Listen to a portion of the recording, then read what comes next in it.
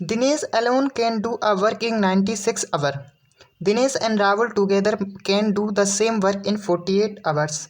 Rahul and Tarun together can do the same work in 16 hours. How many hours can Tarun alone do the same work?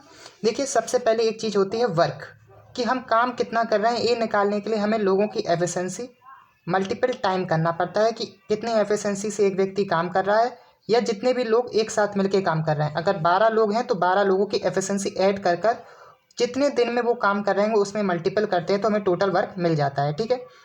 और जब हमें सिर्फ time दिया रहता है, किसी की एफिशिएंसी नहीं दी, जैसे कि 6 लोग दिए हैं और उनकी इंडिपेंडेंटली दिया गया है कि एक व्यक्ति 12 दिन में काम कर रहा है, दूसरा व्यक्ति 13 दिन में, तो उन सभी लोगों के दिनों का, काम करने के दिनों का एलसीएम जब हम लेते हैं तो हमें टोटल वर्क इस तरीके से भी मिल जाता है। ठीक है। तो एक फॉर्मूला होता है वर्क बराबर एफिशिएंसी मल्टीपल टाइम, तो ये हमें याद रखना है। फिर हमें क्वेश्चन की तरफ देखना है कि Dinesh can do in work, जो एक दिनेश है जिसे हम डी से रिप्रेजेंट करते हैं, तो वो कितने दिनों में काम कर रहा है?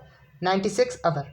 तो यहाँ पे टाइम का यूनिट क्या है? आवर है, तो हमारा आंसर भी आवर में ही आएगा। ठीक है। दिनेश और राहुल, अब यहाँ पे 2 लोग मिल गए, दिनेश और राहुल। वो लोग कितने दिन में काम पूरा कर रहे हैं? 48 डेज में, सॉरी 48 आवर में। Rahul and Tarun can do the same work in 16 hour. अब राहुल और तरुण काम कर रहे हैं कितने में? 16 आवर में। तो यहाँ पर अब हमसे इंडिपेंडेंटली किसकी पूछी गई है? तरुण का कितना दिनों में वो काम करेगा वो। तो मैंने बताया था कि अगर लोगों की आपको अलग अलग इंडिपेंडेंटली दी गई हो कि दिनेश का इतने काम है, दिनेश और राहुल मिलकर इतने कर रहे हैं, तो उनके जो एलसीएम होगा वही हमारा क्या होगा? Total work. तो यहाँ 96, 48 और 16 का क्या लेंगे? एलसीएम। अब यहाँ पे 16 को हम तोड़ सकते हैं 16 और 6 में। ठीक है।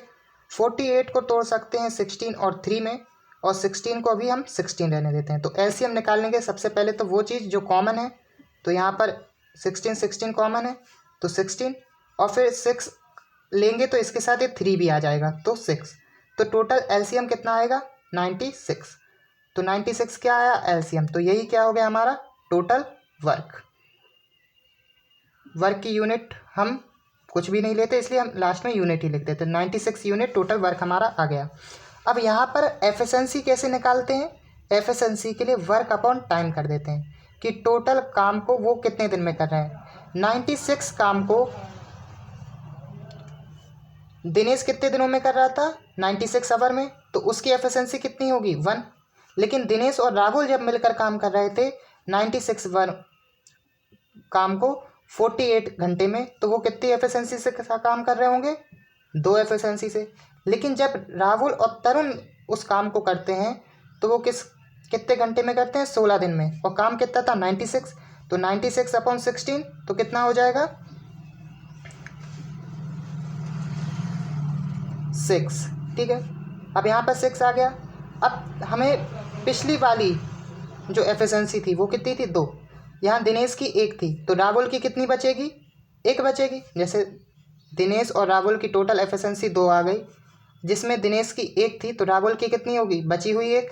अगर राहुल की बची हुई 1 है तो दिनेश और तरुण की टोटल एफिशिएंसी, राहुल और तरुण की टोटल एफिशिएंसी 6 थी, तो तरुण की कितनी बच जाएगी? 5।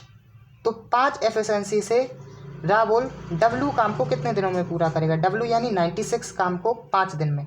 तो 96 में क्या करेंगे? 5 का डिवाइड, तो 5 1 जा 5, फिर 3 36, 46 बचेगा तो 9, फिर 1 बचेगा तो 5, 19.10 बचेगा तो 2 हो जाएगा। ठीक है।